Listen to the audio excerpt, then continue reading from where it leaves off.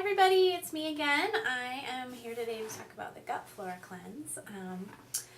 So I'm going to first give a little bit overview of digestion, which starts in your mouth with chewing and with your saliva, and then goes to your stomach where you have hydrochloric acid, which breaks down food, especially proteins, and you're absorbing minerals in there. And then food moves to your small intestine where you're producing enzymes to break it down further. And then it moves to your large intestine where ideally there you're just separating solids from liquids, and there's friendly bacteria in there. And then other organs involved are the liver that processes toxins and then puts them into the bile to be excreted or eliminated. And then the kidney also is dealing with filtering toxins and removing them through the urine. So I'm mentioning this because the gut flora cleanse, I think it's great. I've been experimenting with it the last few weeks, but it's certainly not the only part of digestion. So I want to mention some factors that can affect your digestion. One is stress. So you have your parasympathetic and your sympathetic nervous system states. And when you're in sympathetic, you're in fight or flight. And when you're in parasympathetic, that's known as rest and digest. So if you are tense and running around and eating in that way also, you're not going to digest as well. Lack of chewing, I'm definitely guilty of this one. You need to chew well and eat slowly. That helps. Poor diet, lacking nutrients. You need nutrients actually to produce enzymes, produce stomach acid. Allergenic foods. So on this point, I wanted to say that, if you're having food sensitivities, there's nothing wrong with you. There's basically something wrong with our food. Food has become so modified and processed and altered that it's becoming hard for us to digest. So when food irritates your gut, you have inflammation and you have symptoms, and it affects your health. Other things are chemicals and preservatives in foods, and antibiotic usage. So those are some of the big ones that affect your digestion. So when we're going to do this gut flora cleanse, I'd love for you to come in and see me and see what else we need to be doing to support you and really make your digestion better, by the end of this cleanse and then moving forward. Okay, and then yes, please watch the other video for the dietary instructions. It's really great to give your digestive system a break from all those processed foods and allergens, so you'll be able to do that on the diet. Let's see here.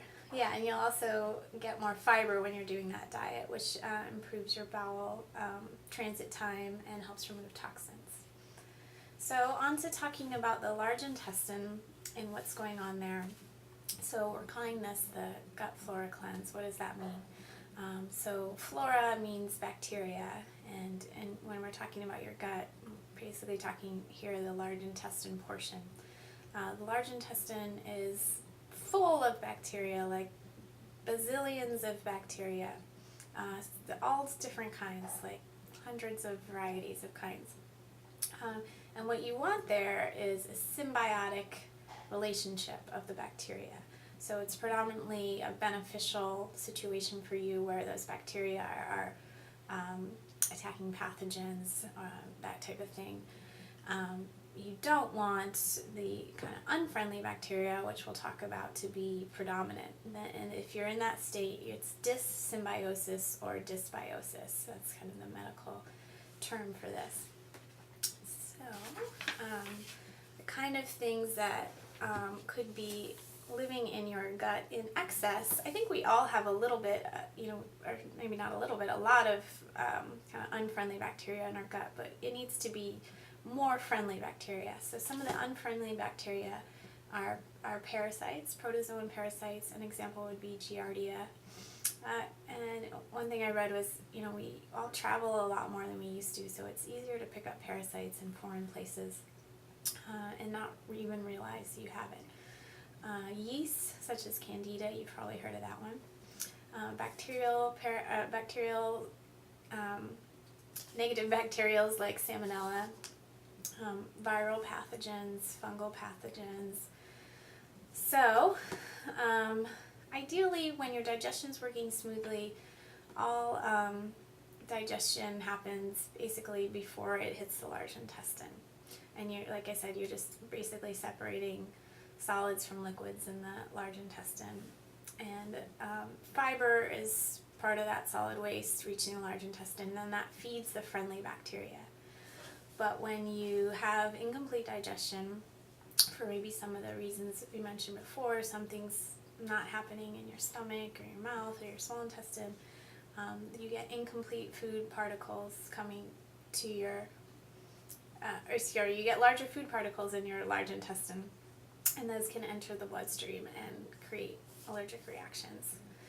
So foods that feed these negative bacteria are, number one is sugar. That's like the biggest one that you have to avoid.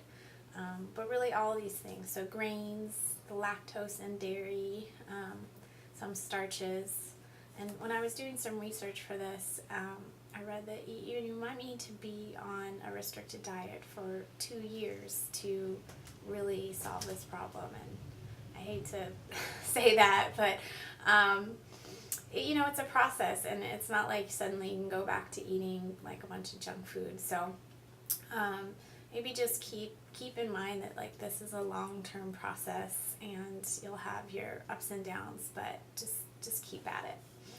It's really important to have good gut health for your immune system and your general health and just your comfort. If you're always having IBS, it's not a nice way to live.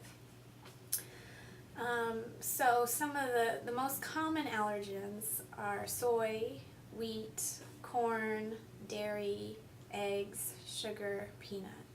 And you won't be having any of those on the 3-week cleanse. And you might want to see, which of those you need to permanently or long-term stay off of. Again, the sugar and the wheat are probably, and the dairy are probably the biggest. It's kind of the 3 things that we should all be avoiding. So when you have those foods, the villi, you have, like these little finger villas in your large intestine, and they're supposed to absorb nutrients. But when they are being irritated, they sort of flatten up, and then you don't, and then you don't absorb very well. Sorry, one second. So then you get malabsorption of nutrients and basically like pain in your gut as well. So that's some background. If you'd like to know more specifically what's living in your gut, you can do a stool culture with our naturopath or your own naturopath. So the protocol we are going to follow is about 40 days on these first 2 supplements. You're going to take 2 a day of the Gut Flora complex, and you're going to start with 2 a day of these lactic yeast wafers and work your way up to 5. So the Gut Flora complex is really strong. It's antifungal, antiviral, antibacterial, so it's going to kill away a lot of stuff in your gut. And then the yeast wafers are going to feed friendly bacteria in your gut. So after you complete that, and you'll be on the diet this whole time, if you feel like you're ready to move on, then you move on to adding the probiotics. So this was recommended as a 6 to 10 week protocol. We're doing about the 6 weeks, and hopefully you'll be feeling good in 6 weeks. But if you feel like I'm still benefiting from this cleansing, you could just, stay on the Gut Flora a little bit longer. So I've been starting this. I started this a few weeks ago to experiment, and I was taking a different kind of fiber than the wafer you'll be taking, but I did get some bloating and some cramping. I kind of had to watch the dosage. So what I've learned is that the bacteria actually form like gangs and work that way. So they compete for space, one group of bacteria versus the other. They also gang up on pathogens for us, which is good. But when you're feeding the good bacteria and they're sort of competing for space with the bad bacteria, you can kind of feel that a little bit, like a little cramping. And I want to keep that to a minimum for you. So, just kind of play with the dosages and get comfortable and just stay on your clean diet and don't feed those bad bacteria any sugar. And I also recently learned that bacteria control the peristalsis, the movement of your colon. So if you have a spastic colon in your history, this should be great for resolving that as we continue. I would say I've been on this for a few weeks. It's not like overnight. It's definitely like a long process as indicated. So, but being on the diet's really going to help you. But, I would say don't expect a miracle right off the bat. And, we like things to happen fast in our culture, but, the body is like, there's only so much you can do to make this basically change of bacterial culture in your gut. It's a process. So just stick with it. And one more thing is I read that you should avoid taking iron supplements because the iron can feed some of the negative bacteria. Besides that, one other little tip is that as you move off this cleanse and onto your healthy diet, having more fermented foods in your diet would be beneficial. We used to eat a lot more of them, and we're not now.